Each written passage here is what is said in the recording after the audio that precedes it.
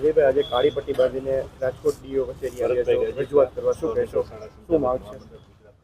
આજે જ્યારે અમદાવાદ ખાતે એક શિક્ષક ઉપર છરીથી હુમલો કરવામાં આવ્યો છે, ત્યારે એ હુમલાને ગુજરાત સ્વનિર્ભર શાળા સંચાલક મંડળ સખત શબ્દોમાં વખોડી કાઢે છે. આ રીતે જ્યારે આ પ્રકારના હુમલા થાય ત્યારે શાળાનું સંચાલન કરવું અને શિક્ષકો શિક્ષણ માટે ખૂબ ભય પ્રેરિત થાય છે અને આ રીતે શાળા સંચાલન થવું ખૂબ મુશ્કેલ થઈ રહ્યું છે.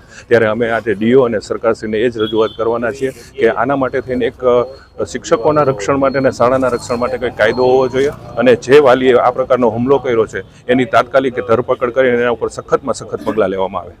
કાળી પટ્ટી બાંધીને વિરોધ કરો છો, એમની શાળા સંચાલકો બધા શું કહેશો? આજના જ્યારે આ હુમલા થતા હોય આવી રીતના ત્યારે શિક્ષકો ખૂબ ભયમાં વાતાવરણમાં છે. ત્યારે જો આ રીતે આવી રીતના કાળી પટ્ટી બાંધીને વિરોધ કરવામાં ન આવે તો સમાજમાં એક નવા પ્રકારની પેલી ઊભી થાય, એના વિરોધ માટે થઈને આ કરવામાં આવે છે.